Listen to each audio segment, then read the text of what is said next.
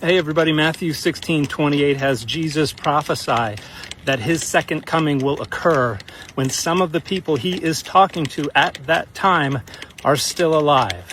The majority of scholars agree this is a reference to the second coming. This is a prophecy that didn't come to pass. All right, let's see it. You can look in the International Critical Commentary. You can look in the New Testament Library. You can look in Hermeneia.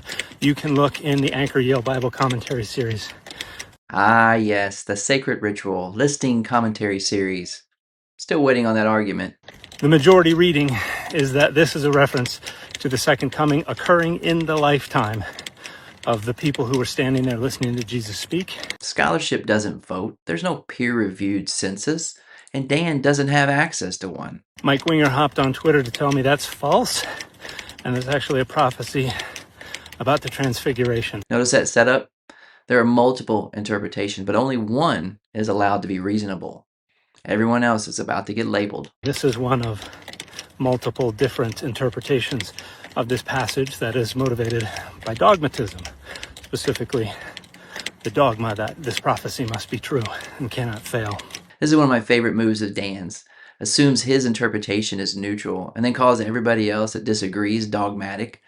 Don't let him fool you. Dan has his own presuppositions. His just allows Jesus to be wrong. The Son of Man coming in his kingdom is very clearly second coming language, but also it entirely obviates the need to say that there would still be some standing there today who are alive to see it, because the transfiguration only happened a couple days later. That's not a likely reading of this passage. Matthew places the transfiguration immediately after this statement. Chapter 17, no narrative break. That placement is intentional. And that's why the majority of scholars reject it. Which scholars? These are mainstream scholars here, and they don't agree with Dan. Listing commentary series isn't proof of consensus. It just proves you've read one stream. But if you bring to the text the presupposition that the text must be true, you don't really have a choice. You have to find a way to make it true. Everyone brings presuppositions. Dan's just happens to let Jesus fail. That's the real difference. If the only way your interpretation works is by letting Jesus be wrong, that tells us everything.